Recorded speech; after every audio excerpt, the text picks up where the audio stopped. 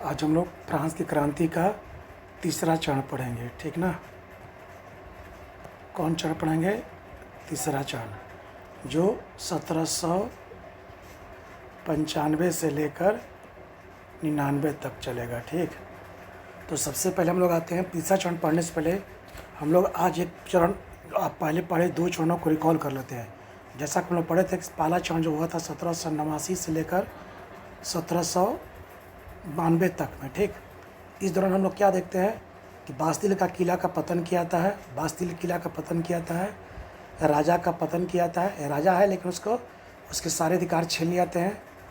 National assembly का गठन होता है जिसके जिम्मे संविधान का निर्माण करना है। संविधान बनता है। इसी संविधान के तहत नेशनल असेंबली मानवाधिकार की उद्घोषणा करती है, मानवाधिकार घोषणा करती है। फिर चर्च एवं पादरी का क्या होता है, चर्च एवं पादरी को कमज़ोर किया जाता है, सामंत को भी कमज़ोर किया जाता है, उनके विशेषाधिकार को छीन लिया जाता है। इसी दौरान हम लोग देखते हैं कि जो राष्ट्रीय सभा है उसको ख़त्म कर दिया था और कहा था कि आपका उद्देश्य था देश का संविधान बनाना, और आपने देश संविधान बना दिया और आपकी महत्ता खत्म हो जाती है। उसी की जगह पर व्यवस्थापिका सभा आती है। ये पहला चरण हम लोग देखे थे। दूसरे चरण में देखे थे कि संविधान बन जाता है। संविधान बनने के बाद राष्ट्रीय सभा को भंग कर दिया था, क्योंकि उसका मूल उद्देश्य क्या था, संविधान बनाना, और बनता है तो कहता है कि हम अपने उद्देश्य में क्या हो गए हैं, सफल हो गए हैं, और हमारी संस्था बंद कर दी जाए। उसके बाद भारत में, फ्रांस में एक व्यवस्थापिका सभा आती है जिसका जिम्मा है अब फ्रांस का दिशा तय करना। इसी दिशा तय करने के लिए क्या किया था है, दिशा तय करना, ठीक ना। उसके बाद इसी दौर में देखा था कि व्यवस्थापिका सभा को भी क्या कर देता है, कानून में भंग कर करके उसकी जगह पर आता है नेशनल कन्वेंशन आता है, ठीक। इसी नेशनल कन्वेंशन पर जैकोबिन और जेनदोस्तीन का क्या होता है, वर्चस्व होता है, जिसमें जैकोबिन सदस्य कुछ दिन तक इसको अपने सत्ता मिलते हैं, और वामपंथी सदस्यों को कब में आतंकवाद का राज हो जाता है, और जेनदोस्तीन को मारना काटना शुरू कर देते हैं। इस तरह से क्या हुआ, तभी क्या किया जाता है, तभी जेनदोस्तीनों ने मिलकर रॉबेस्पियर जो जैकोबिन का था उसको मार करके आतंक का राज समाप्त कर दिया था, और नेशनल कन्वेंशन की जगह पर डायरेक्टरी का शासन लाने की बात होती है। यह हमारा कौन था, तो जेनदोस्तीन और जैकोबिन जो क्लब था, दोनों जो नेशनल कन्वेंशन में सबसे अहम रोल करते थे। बताया कि पढ़ा होगा तो लोग, किसी जैकोबिन क्लब का टीपू सुल्तान जो था सदस्य बना था, पूछ सकता है एग्जाम में। अब हम लोग हम लोग पढ़ते हैं, सीधे तीसरे चरण में जाते हैं। तीसरा चरण उतना महत्वपूर्ण नहीं जितना कि प्रथम और दूसरा और चौथा है। तीसरा में हल्का सा केवल पढ़ना है, डायरेक्टरी शासन पढ़ना है। डायरेक्टरी शासन कर रहे थे लोग, कुछ लोगों को डायरेक्टरी शासन मिला हुआ था, और डायरेक्टरी शासन के तहत लोग अपना सत्ता को संभाल रहे थे फ्रांस में। और सत्ता को संभालने के बाद अपने तरह से लोग देश को चलाना क्या किए, शुरू किए हैं। डिसरेनिकुस सत्ता का उदय हुआ फ्रांस में। इससे फिर से डायरेक्टरी शासन को क्या करने का प्रयास किया था, अंत करने का क्या कहता है, प्रयास किया था, और डायरेक्टरी शासन को समाप्त कर दिया था, ठीक। तो हम लोग क्या देखेंगे अभी, हम लोग देखेंगे तीसरा चरण में, जो प्रथम दूसरा के बाद अब आता है फ्रांस की क्रांति तीसरे चरण में प्रवेश कर जाती है, जिसका कार्य चलता 1795 से लेकर 1799 तक है, ठीक। जिसमें आरंभ में उदारवादी लोकतांत्रिक गणराज्य पुनः जाता है, जिसमें दूसरा चरण में क्या था, उग्रवादी था, जिसमें जैकोबिन थे, और डायरेक्टरी का शासन उसके बाद आता है। इसी में दो चरण में आता है, ठीक ना। इस चरण में प्रथम स्टेप में क्या रहेगा, उदारवादी लोकतांत्रिक गणराज्य पढ़ना है, और दूसरा स्टेप में पढ़ना है डायरेक्टरी का शासन, ठीक। और डायरेक्टरी के शासन को कार्य को देखते हैं कि नेपोलियन अपने अधीन कर लेता है और डायरेक्टरी को भी ख़त्म कर देता है। आगे आते हैं हम लोग। तो तीसरा चरण हम लोग देखते हैं क्या है कि इस चरण में देखते हैं कि शासन व्यवस्था जो है कन्वेंशन की जगह पर डायरेक्टरी के हाथ में आती है, और इस चरण में क्रांति दिशाहीन हो गई, पुनः राजतंत्र समर्थक हावी हो गया। क्रांति दिशाहीन क्यों हो गई? क्रांति का मूल मकसद क्या था, समानता, स्वतंत्रता और बंधुत्व का नारा देना। क्रांति का दिशाहीन का मतलब क्या हुआ, क्रांति का मकसद क्या था, समानता, स्वतंत्रता और बंधुत्व का नारा। और हम देखते हैं कि दूसरा चरण समाप्त होने के बाद भी हम देखते हैं कि अभी भी शासन व्यवस्था में बुजुर्गा वर्ग की स्थिति क्या मजबूत है, और जो निम्न वर्ग है, चाहे निम्न कुलीन वर्ग हो, चाहे निम्न पादरी वर्ग हो, चाहे किसान वर्ग से हो, उनकी स्थिति मजबूत अभी भी नहीं है। इसीलिए क्रांति दिशाहीन हो गई है। दिशाहीन का मतलब क्या होता है, जो जिस मकसद से आप चले थे कि गणतंत्र साम्राज्य होगा, सबको बराबर की भागीदारी दी जाएगी, समानता, स्वतंत्रता और बंधुत्व का नारा फ्रांस की क्रांति में लग रहा था। दूसरा चरण समाप्त होने के बाद भी निम्न वर्ग को कोई विशेष अधिकार नहीं मिला था। इसी के साथ देखते हैं कि जब डायरेक्टरी का शासन आता है, नेशन कन्वेंशन की जगह पर डायरेक्टरी का शासन आएगा, देखा है कि वो सब अयोग्य थे, जितने उसमें शासक थे सब क्या थे, अयोग्य थे। और इसी अव्यवस्था का परिणाम था कि अव्यवस्था और समाज अराजकता का बढ़ावा मिला, जिससे नेपोलियन का क्या हो जाएगा, उदय हो जाएगा, देखा जाएगा ये। तो डायरेक्टरी जो शासन था, जो नेशनल कन्वेंशन की जगह पर आया था, बाद में देखेंगे अभी, उस शासन व्यवस्था में डायरेक्टरी शासन में जो थे 5 गो लोग थे, जिसमें था कारने था, कारने के बाद आगे तुमको लेटुर्नियर है, उसके बाद तुमको रिबल है, उसका तुमको वर्रा है, ऐसे कुल उसका अल्फेस्टन है। 5 लोग ऐसे सदस्य थे जिनको जिम्मेदारी मिली थी कि अब फ्रांस आपके अधीन है। तो देखा गया था कि तीसरे चरण में क्या देखा गया कि कन्वेंशन जो चल रहा था, दूसरा स्टेप तुम पढ़े थे कि नेशनल कन्वेंशन आया था, जिसकी जिम्मेदारी थी कि फ्रांस की दिशा तय करना, राजतंत्र क्या हो, राजा का भविष्य क्या हो, इसी ने राजा का भविष्य क्या हो। इसी ने नेशनल कन्वेंशन पर देखा होगा, पहले जैकोबिन क्लब का वर्चस्व था और बाद में इस पर रॉबेस्पियर को मारा जाता। तो उसी में पढ़े हम लोग दूसरा स्टेप कि देखते हैं हम लोग रॉबेस्पियर के पतन के बाद, सेकेंड चरण में पढ़े थे कि रॉबेस्पियर का जो पतन होता है, यानी जिंदस्तीन की, रॉबेस्पियर क्या कर रहा था, जैकोबिन की नीति को पूरे फ्रांस से फैला रहा था और जितने जिंदस्तीन थे या जो उसके विरोध करने वाले थे, उनका सबको मार कर हत्या करा था। उसी भय से सभी समाज के सभी लोग भयभीत हो गए और रॉबेस्पियर को पकड़ कर क्या कर दिया, फांसी पर लटका दिया। तो उसका क्या हो गया, पतन हो गया। जैसे ही पतन हुआ तो रॉबेस्पियर किस सदस्य का, संस्था का सदस्य था, जैकोबियन का था। जिस सदस्य खत्म हुआ तो पुनः दक्षिणपंथी में क्या होता, सरकार का समर्थन वाले पुनः दक्षिणपंथी विचारधारा को बल मिला, जिंदस्तीन फिर आ गए सत्ता में। तुम देखा होगा कि नेशनल कन्वेंशन में पहले जिंदस्तीन और जैकोबियन दोनों मिलकर गणतंत्र की बात करते थे। हम लोग पढ़े थे नेशनल कन्वेंशन में ना कि नेशनल कन्वेंशन भी गुटबाजी का शिकार हो गया। कुछ राजतंत्र समर्थक थे, कुछ संविधान को लागू करना चाहते थे, कुछ गणतंत्र थे। उसी गणतंत्र में जैकोबिन और जिंदस्तीन थे। जैकोबिन जो थे वो निम्न वर्ग का प्रतिनिधित्व कर रहे थे और जिंदस्तीन जो थे मध्यम वर्ग का थे। तो तुम देखेगा कि दूसरा चरण तक आते आते जिंदस्तीन वर्ग, मध्यम वर्ग को काफ़ी अधिकार मिल गया था। जो जिंदस्तीन चलता था कि अधिकार मिल गया है, अब और क्रांति आगे जाएगी तो निम्न वर्ग को अधिकार देना पड़ेगा, तो हमारे अधिकार में से छीना जाएगा। इसीलिए जिंदस्तीन ने इसका क्या किया, विरोध किया और कहा क्रांति अब सफल हो गई है। तभी जो निम्न वर्ग के लोग थे, जिनके नेतृत्वकर्ता जैकोबिन थे, उनको लगा कि क्रांति भी सफल नहीं हुई है, अभी हम लोग को अधिकार नहीं मिला है। तभी रॉबेस्पियर ने क्या किया, पूरी आम भीड़, पेरिस की भीड़ को इकट्ठा किया और नेशनल कन्वेंशन पर अपना अधिकार जमा लिया। और जो लोग और अपने स्तर से लोग संस्था बनाना शुरू कर दिए। जैसे तो लोग पढ़ा होगा, क्रांतिकारी न्यायालय बना, जैकोबियन संस्था बने और उनकी नीति अब सारे फ्रांस में चलना शुरू हो गया। यानी क्रांतिकारियों का आगाज़ शुरू हो गया, आतंकवाद का राज शुरू हो गया। जो भी उनका विरोध करता उनको हत्या कर दी जाती थी, इसीलिए उनको आतंक का राज कहा गया। तभी लोगों को समाज में भय हो गया फ्रांसीसी क्रांति में। अभी दूसरे चरण में भी हमें क्रम हो गया कि रॉबेस्पियर का जब तक से पतन नहीं होगा, क्योंकि रॉबेस्पियर ये सब काम करा रहा था, तब तक से फिर से समाज में अस्थिरता का मामला, स्थिरता नहीं आएगी। तभी जिंदस्तीन क्लब के लोगों ने क्या किया, रॉबेस्पियर को पकड़ उसको मार डाला और पुनः जैकोबियन क्लब का नेशनल कन्वेंशन से सत्ता के आगे हट गया। तभी फिर से बुजुर्गा वर्ग यानी मध्यम वर्ग यानी जिंदस्तीन क्लब का नेशनल कन्वेंशन पर क्या अधिकार हो गया। ये दूसरे चरण का ही था। यानी लोग अब क्या करने लगे, लोग क्रांति यानी जैसी बुजुर्गा वर्ग क्रांति को आमजन से, बुजुर्गा वर्ग क्रांति का सत्ता फिर आ गया और क्रांति को आम जन से दूर रखने का प्रयास करने लगे। ये लोग जानते थे क्रांति आम जन को जब दूर रखेंगे क्रांति होता रहेगा, क्योंकि हमने आम जन के लिए कोई विशेष अधिकार अभी तक नहीं दिया है। वही तो लोगों को पड़ेगा कि लास्ट में क्रांति जब खत्म हो जाएगा, चौथे चरण नेपोलियन के बाद, उसके बावजूद भी निम्न वर्ग को कोई अधिकार नहीं मिलेगा। और उनका अधिकार कहाँ मिलेगा, रूस की क्रांति में।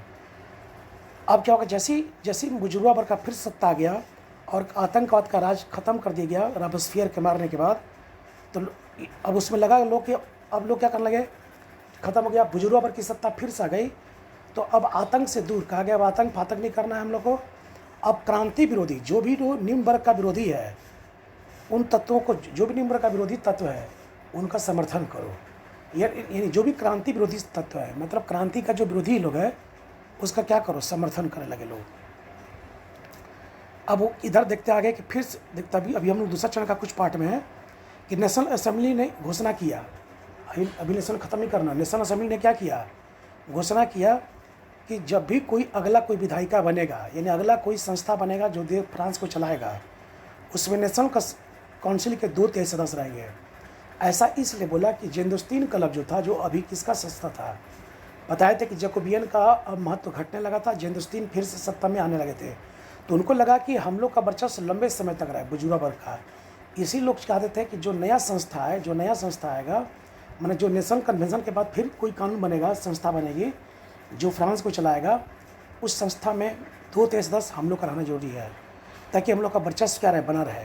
संस्था बदले कोई फ़र्क नहीं पड़े, हम लोग का वर्चस्व रहेगा, हम लोग वहाँ भी रहेंगे, तो संस्था बदलने से भी कोई फ़र्क नहीं पड़ने वाला है। तभी पेरिस की जनता को लगा कि जेंदोस्तीन ने क्या किया है, जेंदोस्तीन के फिर से जो नई संस्था आएगी, जो देश को चलाने वाली रहेगी, जो देश के लिए नियम बनाएगी, उस संस्था पर फिर से जेंदोस्तीन यानी मध्यम वर्ग का क्या अधिकार हो जाएगा, तो हम लोग को फिर अधिकार नहीं मिलेगा। तभी जाकर के जनता, पेरिस की जनता यानी जो आम लोग थे, तीसरे स्टेट में जो किसान थे, मजदूर थे और कुलीन वर्ग थे, कुलीन वर्ग में कौन थे, जो निम्न थे और उच्च और पादरी थे, उन लोगों ने क्या क्या इसका विरोध शुरू कर दिया कि नहीं, हम 2/3 सदस्य जेंदोस्तीन यानी मध्यम वर्ग को नहीं आने देंगे। अंततः लोगों ने विद्रोह करना शुरू कर दिया। तभी जेंदोस्तीन ने कहा कि इस विद्रोह को शांत किया जाए। तो इसी युग में कोर्सिका का एक व्यक्ति आता है, इसका नाम है नेपोलियन, उसके हाथ में सत्ता दी जाती है और कहा था कि ये भीड़ को शांत करो। उसने काफ़ी सूझबूझ से भीड़ को क्या कर दिया, शांत कर दिया। इसी भीड़ को शांत किया, उसका पूरी फ्रांस में क्या हो गया, बोलबाला हो गया नेपोलियन का। जैसे गांधी जी ने जब चंपारण सत्याग्रह में भाग लिया और पहला युद्ध ही उसने क्या करा दिया, चंपारण जीत गए, तो पूरे भारत में उनका नाम फैल गया कि जब जो अंग्रेज वाले विरोधी आंदोलन थे, उसमें गांधी जी को बुलाया जाता है। उसी तरह से नेपोलियन ने भी फ्रांसीसी जनता का विश्वास जीत लिया कि लोगों में लग गया कि नेपोलियन हमारा देश का सबसे ताकतवर व्यक्ति का उभर चुका है। तो अभी हम लोग क्या देखते हैं कि रोबेस्पियर देखे हैं कि नेशनल कन्वेंशन पर जैकोबिन सदस्यों का वर्चस्व हो जाता है। पहले थे हम लोग फ्रांस क्रांति चरण 2 में। जैकोबियन ने क्या किया, अपने अनुसार पूरे नेशनल कन्वेंशन चलाना शुरू किया और जो उसका विरोध कर उसको हत्या करना शुरू कर दिया। तभी लोगों में भय का वातावरण फैल गया और जेंदोस्तीन के नेतृत्व में क्या किया, रोबेस्पियर को मार दिया जाता है। जिससे रोबेस्पियर को मारा जाता है तो फिर से उग्र आतंकवाद की सत्ता समाप्त हो जाती है और फिर से जेंदोस्तीन यानी मध्यम वर्ग की सत्ता में क्या होती आ जाती है। और मध्यम वर्ग चाहते हैं कि हमारा वजूद हमेशा समय तक रहे। जैसी सत्ता में आते हैं वो लोग आते हैं तो सोचते हैं कि फ्रांस की भीड़ जो निम्न जाति के लोग हैं उनको क्रांति से दूर रखा जाए, और दूर रखने के लिए फिर से लोग सैनिक गठन करते हैं। इसी सैनिक गठन जब करते हैं, करने का मेन मकसद क्या करते हैं, ठीक ना, तभी क्या होता है कि नेशनल कन्वेंशन में जो जेंदोस्तीन क्लब का जिसका वर्चस्व था, बताया था ना भी, जैकोबिन के बाद फिर जेंदोस्तीन का गया, तो जेंदोस्तीन क्लब का जो वर्चस्व था, उन लोग कहते थे कि अगला कोई भी विधायिका बनेगी नेशनल कन्वेंशन की जगह पर, तो उसमें हम लोग का 2/3 सदस्य होना अनिवार्य है, ताकि बुजुर्गा या मध्यम वर्ग का आगे की भी संस्था में क्या रहे, वर्चस्व बना रहे। इसी से पेरिस की जनता क्या करती है, भीड़ पर उतारी होती है। उनको लगता है कि हमारा क्रांति अभी सफल नहीं हुआ है, बुजुर्गा वर्ग हमेशा सत्ता में हावी होना चाहते हैं और हम लोग अधिकार को वंचित रखना चाहते हैं। तभी पेरिस की भीड़ ने जेंदोस्तीन क्लब के विरुद्ध आंदोलन शुरू कर दिया। उसी भीड़ को दबाने के लिए जेंदोस्तीन जो मध्यम वर्ग, जो मध्यम वर्ग यानी बुजुर्गा वर्ग है, बुजुर्गा वर्ग की जो सत्ता थी, उन लोगों ने सैनिकों को मदद लिया लेकिन दबा नहीं पाए। तभी नेपोलियन की भूमिका यहाँ पर अहम रहती है। नेपोलियन को बुलाया जाता है और उसको ये जिम्मा सौंपा जाता है कि पेरिस की भीड़ को क्या करे। उसने काफ़ी समझबूझ से क्या किया, पेरिस की भीड़ को क्या कर दिया, शांत कर दिया। और शांत करने के बाद तभी देखा गया कि नेशनल कन्वेंशन की जगह पर डायरेक्टरी की सत्ता आ जाती है। नेशनल कन्वेंशन जो अब तक विधायिका का रोल अदा कर रहा था, फ्रांस में कानून बनने का अधिकार, उसको समाप्त किया है और उसकी जगह पर 5 सदस्यों वाली डायरेक्टरी का क्या आता है, शासन, जो बताए थे अभी हम, 5 सदस्य वाली क्या है, जिसमें कार्ने, लेटरनियर, रेबेल, बर्न, एल्फिंस्टन जैसे लोग थे। सत्ता आती है जो 1795 से 99 तक चलता है। जब इनकी सत्ता आती है तो देखते हैं कि भ्रष्टाचार और व्यवस्था। अब बताओ, अब 1795 से 99 का दौर किसका है, तो डायरेक्टरी है। 5 लोग हैं जिसको कहते हैं संचालन। 5 लोग मिलकर फ्रांस की नीति तय करेंगे। ये 5 लोग काफ़ी भ्रष्ट थे, अयोग्य थे और भ्रष्ट थे। अयोग और भ्रष्ट का सबसे बड़ा नतीजा क्या हुआ कि फ्रांस फिर से अव्यवस्था के दौर में चले गया। इन्हें बेगारी बढ़ गई, अर्थव्यवस्था ठप हो गया। जब अयोग रहेगा तो विदेश नीति तुम्हारा सफल नहीं होगा। कैसे देश को चलाया जाए, कौन सा ताकत हम पर हावी हो रहा है, उसको कैसे कंट्रोल किया जाए, ये सब अवस्था देखा गया डायरेक्टरी का शासन के कुछ ही दिनों बाद। तभी डायरेक्टरी को ही, और इस डायरेक्टरी जो था उसको ही शस्त्र नियंत्रण करने का अधिकार था, सेनाध्यक्ष नियुक्ति करने का अधिकार था, फ्रांस की ओर से संधि और युद्ध करने का अधिकार था। लेकिन सबसे बड़ा समस्या क्या थी कि डायरेक्टरियों में अनुभव की कमी थी। जो डायरेक्टरी पद पर थे उनको अनुभव की कमी थी, यानी वो लोग शासन सत्ता से काफ़ी दूर थे और उनको शासन कैसे चलाया जाए इसका विशेष अनुभव नहीं था। तो अभी क्या देख रहे हैं दूसरा स्टेप में कि डायरेक्टरी की सत्ता आ जाती है, किसकी जगह पर, नेशनल कन्वेंशन को समाप्त कर दिया जाता है। और डायरेक्टरी की जब सत्ता आती है जिसमें जो 5 लोगों का अधीन हो जाता है, और कहा था कि यही 5 लोग अब क्या करेंगे, तय करेंगे सरकार की दिशा। अब तक हम लोग क्या देखे थे कि पहला था राजा था। राजा देश के लिए क्या बनाता था, कानून। फिर राजा को नियंत्रण करने के लिए आया नेशनल असेंबली, आया राष्ट्रीय सभा आया। राष्ट्रीय सभा ने संविधान का जब गठन कर दिया तो इसका वजूद क्या हो गया, मिट गया। तो अब ये व्यवस्थापिका सभा आया जो देश के लिए कानून था। फ्रांस के लिए व्यवस्थापिका सभा का भी पतन हो गया, तो उसकी जगह पर नेशनल कन्वेंशन आया। नेशनल कन्वेंशन को भी ख़त्म करके उसकी जगह पर डायरेक्टरी लोग आ रहा है। इसके जिम्मे क्या, देश को चलाना है। डायरेक्टरी में सबसे बड़ी समस्या क्या थी, देखा गया था कि भ्रष्टाचार में लिप्त थे लोग, अयोग्य थे, ज़्यादा इनको राजनीतिक अनुभव नहीं था, तो शासन व्यवस्था सही ढंग से नहीं चला पाए।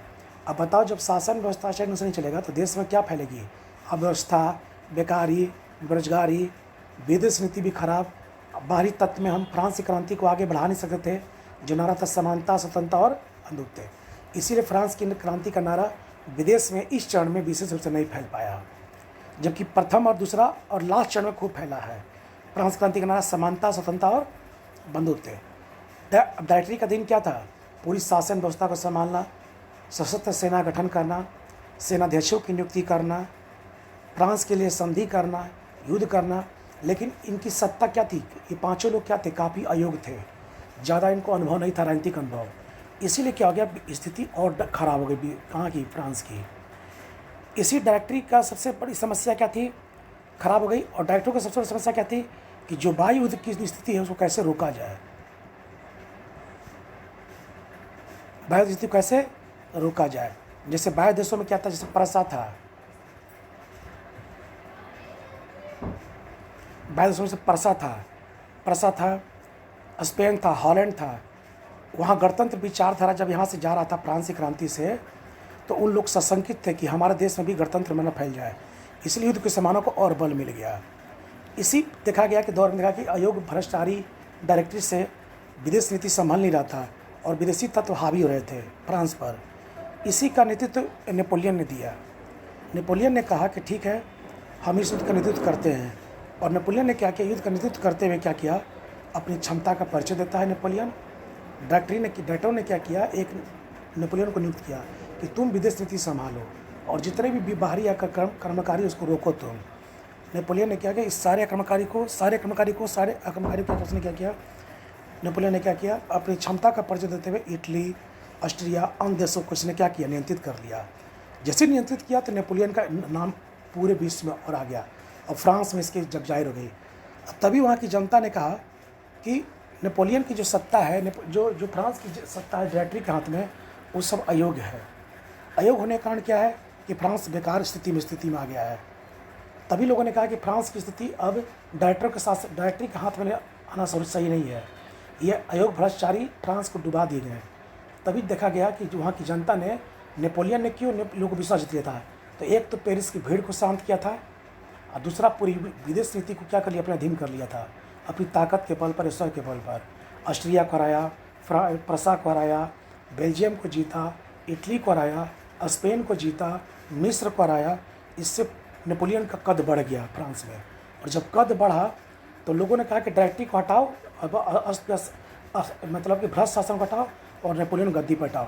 नेपोलियन ने विश्वास जीता और गद्दी पर क्या हो गया, बैठ गया। इस चरण का हम लोग मूल्यांकन पढ़ेंगे क्या हुआ कि बुजुर्ग वर्ग, मध्यम वर्ग अभी भी क्या है, प्रभावी है। वो नहीं चाहते हैं कि क्रांति क्या हो, आगे बढ़े, ताकि उनका हक छीना जाएगा। निम्न वर्ग की स्थिति में कोई सुधार नहीं है, ये चाहते हैं कि क्रांति अभी भी सफल नहीं हुई है, इन्हें हम लोग अधिकार अभी भी नहीं मिला है। डायरेक्टरी के शासन व्यवस्था में कहते हैं कि फ्रांस बद से बदतर चला गया। लगातार युद्ध ने भी फ्रांस को सैन्य शक्ति से और क्या किया है, कमज़ोर कर दिया।